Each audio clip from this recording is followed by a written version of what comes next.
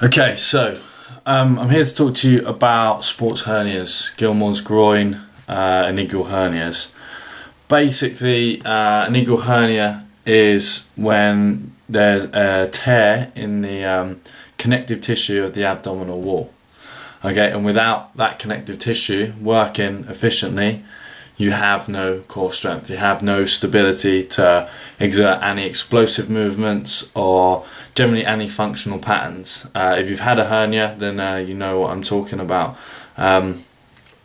Roughly, you're looking at about 16 weeks rehab post-surgery, depending on how the nutrition helps with it and your general genetic healing rate. Just to put a few things down for you today to clear up a lot of bad advice that flows around hernias.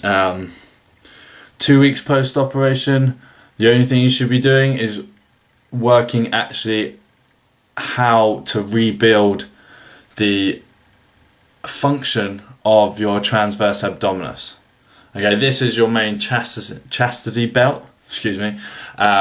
Wraps all the way around like a corset, along with the rest of the core muscles.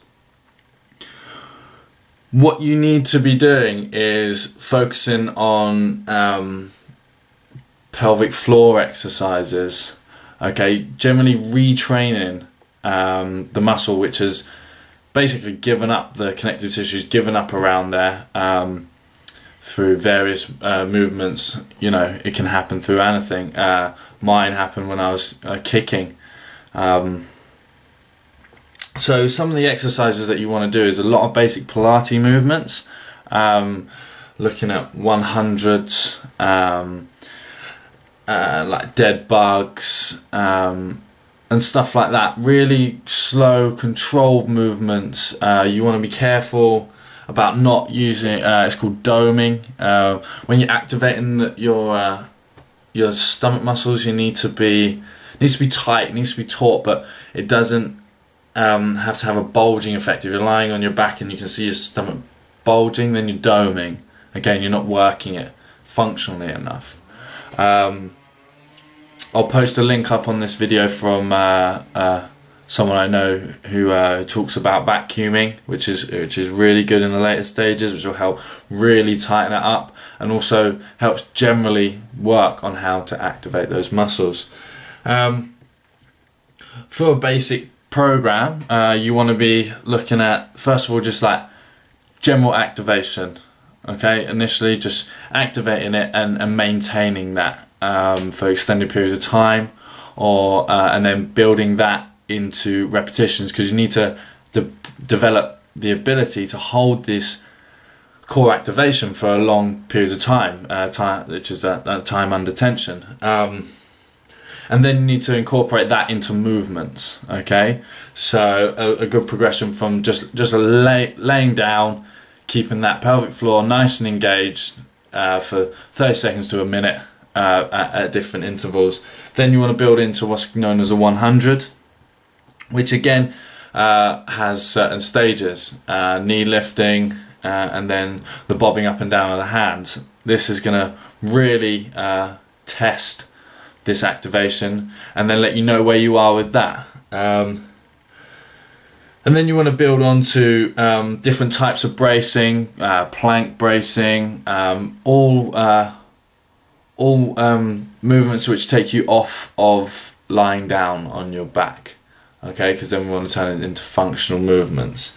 Then you want to get active site activation. If it's down in your groin areas, you know, you're going to have a lot of weakness in your adductors, okay, and in your hip flexors. They'll either tighten up, they'll weaken up.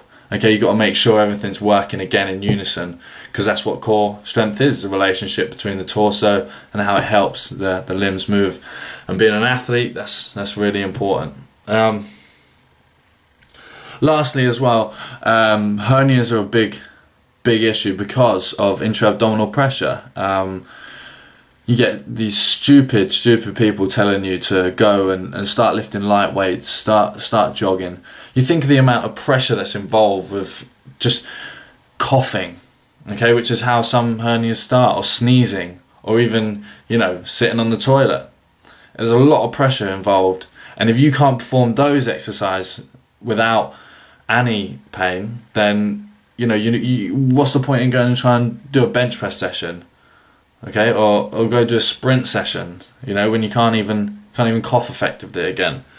So hopefully this will clear up any problems people have with hernia operations. And if you have any problems, just get me an email, comment on the video. It's sportlandtrainingfitness@gmail.com. Get me on Facebook, just type in Sportland TNF. Yeah, and just thanks for watching.